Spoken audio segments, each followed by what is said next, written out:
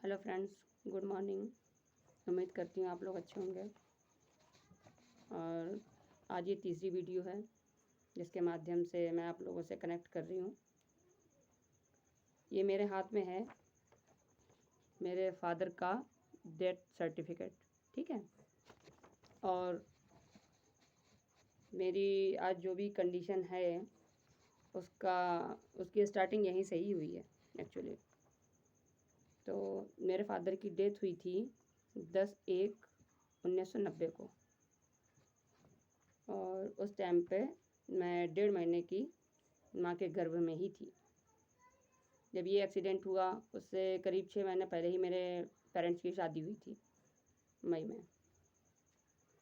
तो ये एक्सीडेंट जो हुआ था ये मदनपुर और बेबर रोड पे हुआ था, रोडवेज बस से, जिसका एक्सीडेंट का मतलब केस वगैरह भी चला है और अब तो फाइनल हो गया, खैर 2-3 साल पहले हाई कोर्ट से भी। तो इस एक्सीडेंट में मेरे फादर जो हैं वो साइकिल से जा रहे थे अपने किसी रिलेटिव के यहाँ। तो उस दौरान ये एक्सीडेंट हुआ। तो पापा ने उठने की कोशिश की, जब उनको बस से हिट हुआ तो गिर गए, साइकिल से थे, गिर गए और ख़ुद को बचाने की कोशिश कर रहे थे। जबकि ड्राइवर जो था बस का, उसने ये देख लिया और सिर के ऊपर से पहिया निकाल दिया खुद को बचाने के लिए और भाग गया।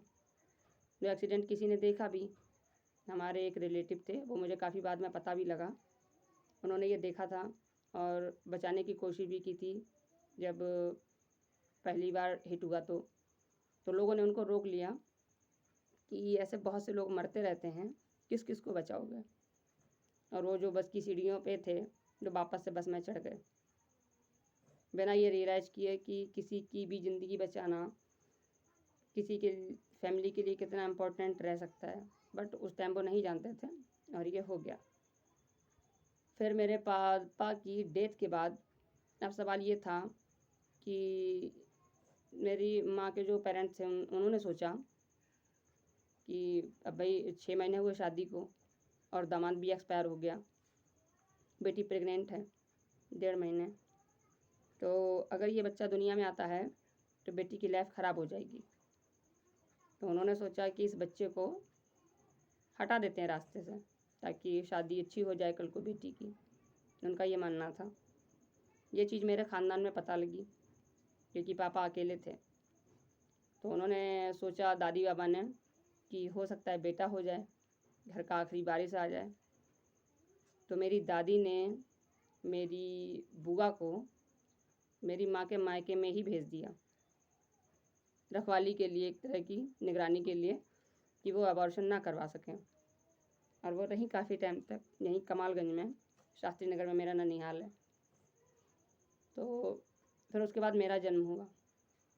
अब जन्म होते ही मेरी माँ ने मेरे बाबा से कहा कि ये आपका अंश है, आप इसको ले जाइए।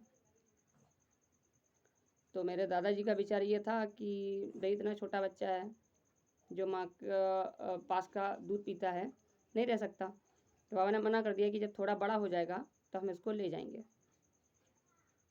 तो सोचा ठीक है, अब डिसाइड हो गया। मेरी परवरिश जो थी अब मेरे ननिहाल में हो रही थी। पापा की डेथ के बाद मम्मी ने दोबारा से एडमिशन लिया और अपना कॉलेज स्टार्ट कर दिया। मेरा सारा काम मेरी नानी करती थी, श्रीमती अठानो देवी। मेरा जो कुछ भी पूरा A to Z काम था तो वही देखती थी। एक तरह से वही मेरी माँ की तरह देखभाल कर रही थी। और जो एक्चुअल में माँ थी उनको कोई मतलब नहीं था सिवाय ब्रेस्ट फीडिंग कराने के, बस वही फीडिंग करा के वो चली जाती थी। उसके बाद मैं यहाँ पर रही, करीब जब 3-4 साल की हुई तो दादाजी लेने के लिए आए। तो मेरी माँ जो थी तब तक उन्हें थोड़ा सा मोह हो गया होगा। तो फिर उन्होंने खुद तो नहीं कहा बट मेरे ज़रिए कहलवाया कि अपने दादा को बोल देना कि तुम्हें उनके साथ नहीं रहना। और एक छोटा बच्चा माँ से ज़्यादा किस पे भरोसा करेगा।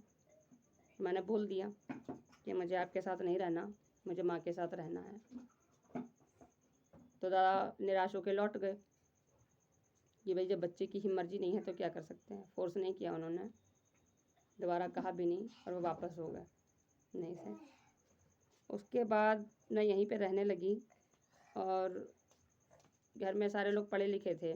2 मामा, 1 मौसी, नाना जॉब करते थे, गवर्नमेंट सर्वेंट थे। तो बाहर रहते थे। अब घर में जितने भी पढ़े लिखे लोग थे, सारे लोग अपने अपने संस्कार मुझ में भर रहे थे, बिना ये सोचे कि इसका रिजल्ट आगे जाके क्या निकल सकता है। हर एक छोटी बड़ी चीज़ पे मेरी नज़र रखी जाती थी। और मेरी नानी भी थी तो खैर गांव से, लेकिन वो भी हर चीज़ अच्छी सिखाती थी। तो घर में सबका कहना यह था कि भाई बड़ों की बात माननी चाहिए, ध्यान से सुनना चाहिए। वो चीज़ मेरे अंदर भी आ गई। जब मैं थी करीब 4 साल की, नानी का एक भतीजा जिसका नाम रामपाल है, वो पढ़ाई के सिलसिले में नानी के घर पे रहते थे और 4 साल की एज में वो अपना मास्टरबेट मेरे हाथों से करवाते थे, जिसकी घर में किसी को खबर नहीं थी और उन्होंने मना कर दिया था, पूरी फैमिली ने ही, कि भाई बड़ों की बात मानते हैं। बट ये नहीं बताया कि कैसे मानते हैं। उसको पेरेंटिंग बोलते हैं, जो सबको नहीं आती। मैंने बताया भी नहीं, पर उन्होंने मना किया है, मामा जी हैं तो मना कर रहे हैं तो क्यों बताऊंगी। मैंने नहीं बताया किसी को भी घर में। उसके बाद जब ये केस वगैरह चल रहा था पापा का, रोडवेज बस से जो एक्सीडेंट हुआ था, इस दौरान मेरी माँ जो हैं वो केसेस देख रही थी, अपना सब कुछ हैंडल कर रही थी। और जब ये स्टार्ट हुआ था तो मेरी नानी ने अपने एक रिलेटिव को, एक्चुअली मामा भी अपनी पढ़ाई में बिजी थे, बाहर रहते थे, तो मेरी नानी ने एक रिलेटिव को ये जिम्मेदारी सौंपी कि बेटा तुम इसके साथ जाना और इसका जो केसेस है सब कुछ हैंडल करवा देना, क्योंकि मम्मी की उम्र भी उस टाइम पे 17 साल थी। तो वो जाते थे और सपोर्ट करना उन्हें खासा महंगा पड़ गया, क्योंकि कंजर्वेटिव लोग जो रहते हैं वो चीज़ों को अलग ही पॉइंट ऑफ व्यू के साथ देखते हैं, पॉजिटिव में भी निगेटिव ढूंढ लेते हैं। कभी मम्मी को उन्होंने किसी चाय की दुकान पे या कहीं पे भी उन्होंने देख लिया होगा उन अंकल के साथ हंसते हुए, तो उन्हें लगा भाई ये तो विधवा है और ये हंस रही है तो बहुत बड़ा गुनाह हो गया। उन्होंने घर पे आके इस चीज़ का बवाल मचाया। और कोई भी इंसान हुआ, जब वो कोई गलती करता नहीं है उस पर दोष लगाया जाता है, और इंसान अगर बहुत अच्छा है तो उस चीज़ को अगर उसने निगेटिव वे में ले लिया एक बार, फिर वो जिद बन जाती है। मेरी माँ को भी जिद हो गई कि जब झूठ बोला है तब ये लाइफ पार्टनर ही बन जाएगा, जबकि पहले ऐसा कुछ था नहीं। फिर मेरी भी एज बढ़ रही थी, फिर घर में भी थोड़ा इशू होने लगा इन चीज़ों को लेके। हालांकि उनका अंकल का आना जाना था, मेरे बर्थडे पे भी आए थे, उसके फ़ोटोग्राफ्स भी हैं अभी भी माँ के पास, मेरे पास तो नहीं है। ये सब होने के बाद करीब जब मैं 6 साल की हुई और घर में बहुत ज़्यादा पंगे शुरू हो गए, झगड़े शुरू हो गए उसी मुद्दे को लेके जो माँ ने जिद पकड़ी थी, तो उनके सामने शायद ऐसा मोड़ लेके आई फैमिली कि उन्होंने दूसरी शादी करने का सोचा एक अदर इंसान से, क्योंकि उन अंकल के लिए कोई एग्री नहीं था। उनके हाथ में एक्चुअली कुछ खराबी थी इस वजह से, और वो स्टेबल भी नहीं थे जितना नाना की हैसियत है उस हिसाब से। तो मेरी माँ की सन 96 में दोबारा शादी हो गई और वो चली गई। मैं रह गई नानी के पास। मैंने पूरी शादी अपनी आंखों के सामने देखी अपनी माँ की, और छोटी थी तो उस टाइम पे इतना कोई आइडिया नहीं था मुझे कि क्या हो रहा है, अगर होता तो शायद होने नहीं देती। बट हाँ, उसके बाद जो है जब विदा होने लगी तो मैं बहुत रोई कि मुझे माँ के साथ जाना है, लेकिन कोई कैसे भेज देता। अब समाज की चीज़ें थोपी जा रही हैं एक दूसरे पे।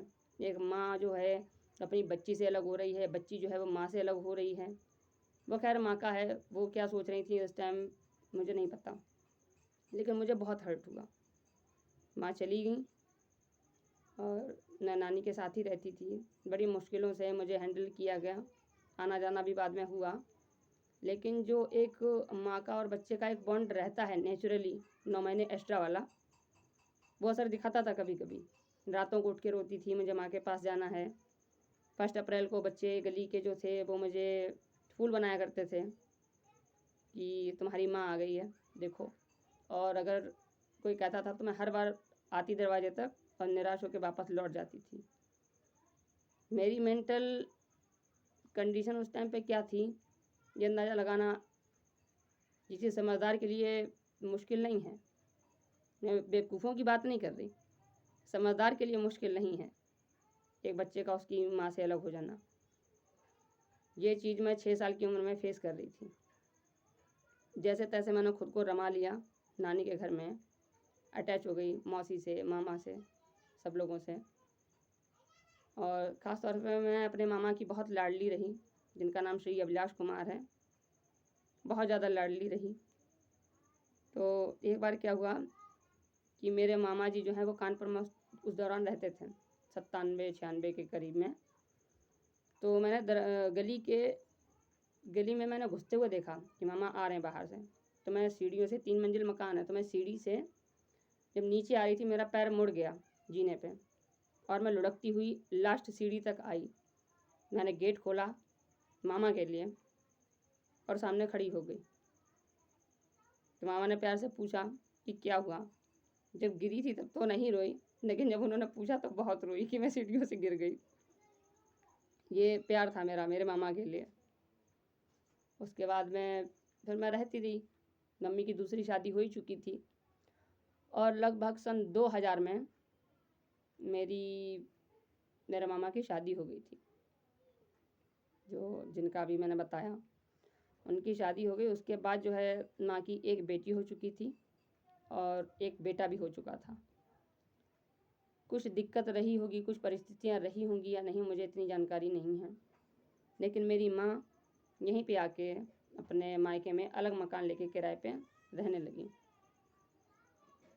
अब ये था कि उन्हें मेरी ज़रूरत थी और मैं जो नानी से अटैच हो चुकी थी, मैं नहीं जाना चाहती थी अपनी माँ के पास। मैंने मना किया नानी को कि मुझे नहीं जाना है, लेकिन मेरी मर्ज़ी किसी के लिए शायद इम्पोर्टेंट नहीं थी। मैं पैदाइशी वो धोबी का कुत्ता रही जो ना घर का था ना घाट का।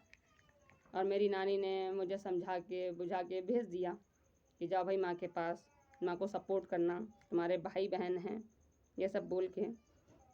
और मैं पहुँच गई माँ के पास। धीरे धीरे माँ मुझे, अच्छा उस टाइम पे मैं 9th में पढ़ रही थी। जब मेरी जो फ्रेंड्स थी सारी वो शास्त्री नगर की थी, मैं ट्रक के इस तरफ आ गई नई बस्ती में, जहाँ पे बहुत ही कम बच्चे, उस टाइम पे तो खैर जाते भी नहीं थे। मैं आरपी में पढ़ रही थी, 9th, हाँ 9th में ही थी। तो कभी कभार लेट भी हो जाता था और पापा जो हैं वो भी कभी कभी, जो सेकंड फादर थे, वो भी कभी कभी आते थे, रहते थे, वापस लौट जाते थे। तो मैं अकेली पड़ जाती थी। कॉलेज जा रही, कभी लेट हो गई ना कुछ। तो एक बार ऐसे ही मैं जा रही थी, रास्ते में एक बस्ती पड़ती है बिहार लोगों की, और उस टाइम में बहुत ज़्यादा, मतलब जिसका बचपन ऐसा रहा हो, बच्चा बहुत डरपोक ही होता है, बोल्ड तो नहीं हो सकता। मैं भी बहुत डरपोक थी, अंधेरे से डर लगता था, बहुत छोटी छोटी चीज़ों पर मैं डर जाती थी। तो वो लड़का, लेट हो ही गई थी मैं जा रही थी, रास्ते में एक लड़का सामने से आया बिहार बस्ती से और मुझसे टकरा गया आके जानबूझ के। और मुझे ये पता था कि ये जानबूझ के टकराया, लेकिन वो डर जो था वो बहुत बढ़ गया कि अगर बाई चांस इसने कुछ मेरे साथ कर दिया तो मैं क्या करूँगी। मेरा मन पढ़ाई से हटने लगा उस डर की वजह से। और किसको क्या बताती, क्योंकि अटैचमेंट माँ से भी नहीं रही अभी और नानी से भी ख़त्म हो गई, कि किसी को मेरी पड़ी नहीं है यहाँ पे। माँ को भी लगा कि अगर इंटरेस्ट नहीं ले रही तो और अच्छा है, घर में हेल्प हो जाएगी मेरी। धीरे धीरे फिर मैं घर में ही अपना मन लगाने लगी। और जो चल रहा था मन में कि वो लड़का टकराया मुझसे, वो इतना ज़्यादा बढ़ गया कि मैं हाई स्कूल में फिर 10th में फ़ेल हो गई एक सब्जेक्ट में। साइंस आर्ट थी, मैथ में मैं फ़ेल हो गई। कॉन्सेंट्रेट नहीं कर पा रही थी अपनी स्टडी पे पूरी तरह से। घर में भी माहौल नहीं था, भाई बहन छोटे छोटे थे बहुत, करीब साल, 1 साल या 2 साल के ही रहे होंगे, 1 साल का फ़र्क है उनमें दोनों में। तो बहुत दिक्कत थी मुझे उस टाइम पे। उसके बाद करीब अपने घर तक जब माँ रह रही थी अलग, तो नानी ने भी सोचा कि भाई किराया जा रहा है बेटी का, इसको बचाना चाहिए। एक प्लाट पड़ा हुआ था नई बस्ती में, उन्होंने वो बनवा दिया, बनवाने का सोचा मतलब। और जब मैं उस रेंट के मकान में थी जो कि नई बस्ती में है जहाँ पे माँ रहती थी, उसी में पड़ोस में एक लड़का रहता था मुस्लिम फैमिली का, जिसको उसकी बहन ने घर से निकाल दिया था। क्या मैटर था मुझे नहीं पता, मैं उस टाइम पे 12-13 साल की थी। और अटैचमेंट मैंने जैसा आपको बताया 0 मेरा मेरी फैमिली के बीच में। वो लड़का, उसको मेरी माँ ने अपने घर में रख लिया एक इंसान होने के नाते, जिसका उसने फ़ायदा उठाया और 2 बार मेरे साथ फिजिकल भी किया। ना बताने का रीज़न अटैचमेंट का ना होना, मुझे भरोसा नहीं था अपनी माँ पे और किसी पे भी, क्योंकि अपने जो होते हैं वो इस्तेमाल नहीं करते अपनों का, और अगर करते हैं फिर वो अपने नहीं होते, वो सिर्फ ढोंग करते हैं अपने होने का, जो मेरे साथ हो रहा था, ऐसा मुझे फील हुआ था। उसके बाद फिर कई लोग ऐसे रहे रिश्तों में जिन्होंने मेरा फ़ायदा उठाने की कोशिश की, बट ये पहला था जो वाकई में फ़िजिकल मुझे टॉर्चर किया गया और मैंने बताया भी नहीं, बट वो भी आई गई बात हो गई। मेरे सेकंड फादर जो थे, उनके छोटे भाई जो एमपी में रहते थे, मेरे सेकंड फादर जो थे वो एमपी के भिंड ज़िले के पास एक टाउन है मिहोना, वहाँ के थे। तो मैं शादी में गई थी माँ के साथ, किसी की शादी थी। तो चाचा जो थे उनके साले, वो मतलब हम लोग शादी अटेंड करके वापस आ गए थे अपने घर पे, मैं और चाचा और उनके साले, माँ वहीं पे थी। रात को मैं चाचा के पास सोई हुई थी और उनका साला जो था वो दूसरी साइड सोया हुआ था। रात को मैं वॉशरूम गई और आके लेट गई। थोड़ी देर बाद चाचा के जो साले थे वो अपनी साइड से उठ के मेरी साइड आके लेट गए। अब चाचा थे एक साइड और एक साइड वो मामा जी लेटे हुए थे, बीच में मैं थी, बट मुझे उनका टच पसंद नहीं आया, तो मैं उठ के बीच में से और चाचा के दूसरी साइड जाके लेट गई जहाँ पहले वो मामा जी लेटे हुए थे, क्योंकि वो मुझे टच कर रहे थे गलत तरीके से।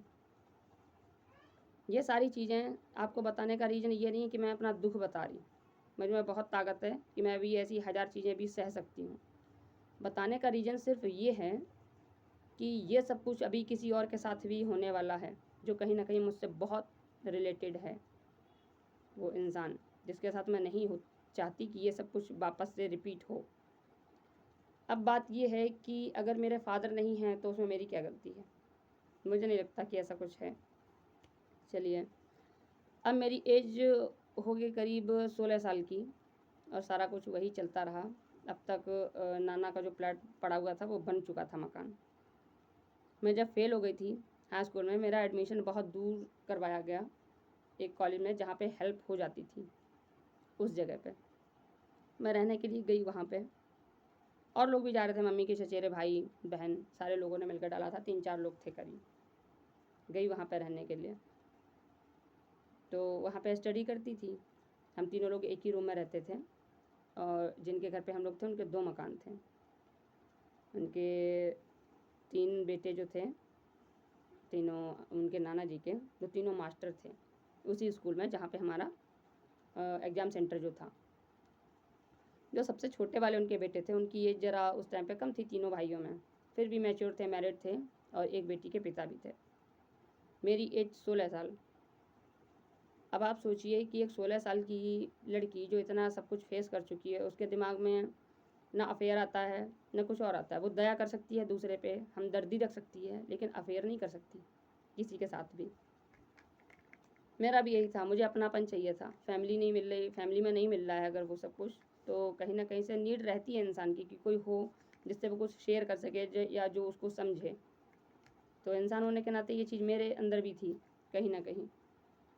मैं उनके घर पे जब रही तो एक दिन उन्होंने मुझसे पूछा कि तुम्हारा कोई बॉयफ्रेंड है, क्योंकि उनको नहीं पता कि मेरी लाइफ कैसी रही, बस उनको ये पता था कि मैं ऐसे घर से हूँ, नाना जी हैं और ऐसी फैमिली है। ख़ानदान का भी उनको सारा कुछ पता था, रिलेशन में ही थे। तो मैंने कहा नहीं, मेरा कोई बॉयफ्रेंड नहीं है और मैं इन सब चक्करों में नहीं पड़ती।